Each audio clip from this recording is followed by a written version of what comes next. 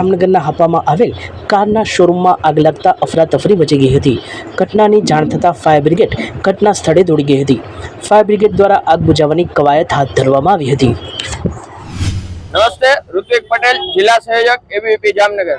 આજ રોજ અખિલ ભારતીય વિદ્યાર્થી પરિષદ જામનગર દ્વારા કલેક્ટરશ્રીને આવેદનપત્ર દેવામાં આવ્યું અને એક વિરોધ પ્રદર્શન કરવામાં આવ્યું, જેનું કારણ એ હતું કે જીકાસ પોર્ટલ જે સરકારી પોર્ટલ છે, જેને 12મા પછી જેને કોલેજમાં એડમિશન લેવું છે તો જીકાસમાં ફોર્મ ભરેલું ફરજિયાત હોવું જોઈએ, તો એમાં ઘણી બધી ત્રુટિઓ રહી ગઈ છે। આ વખતે પણ ગયા વખતે પણ આપણે વિરોધ પ્રદર્શન કર્યો હતો, આ વખતે પણ વિરોધ પ્રદર્શન કરી અને સરકારશ્રીને કહેવામાં આવ્યું છે કલેક્ટર દ્વારા કે જે પોર્ટલ છે એ સરખું કરવામાં આવે અને જે પણ પ્રાઇવેટ યુનિવર્સિટીઓ છે એને પણ એમાં આવરી લેવામાં આવે।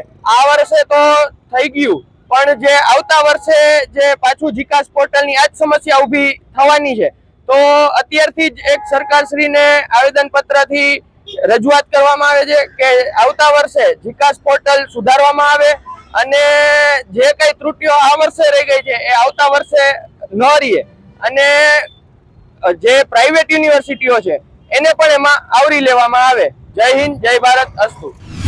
જામનગરના હાપા રેલવે યાર્ડ પાસે છરીની અણીએ એક શખ્સને લૂંટી લેવાના તથા માર મારવાના પ્રકરણમાં તેમજ રાજપાર્ક પાસે પણ એક શખ્સ પર છરી વડે હુમલો કરી લૂંટ કરવાના પ્રકરણમાં જામનગર એલસીબીએ આમીનભાઈ ઉર્ફે નવાઝ રફીકભાઈ ચાવડા તથા હમદભાઈ ઉર્ફે અબાડો રફીકભાઈ કથીરી નામના 2 આરોપીને ઝડપી લઈ કુલ ₹1.5 લાખથી વધુનો મુદ્દામાલ કબજે કર્યો છે। સચોટ સમાચારો સૌથી ઝડપી મેળવવા માટે અમારી ચેનલને સબસ્ક્રાઇબ કરો।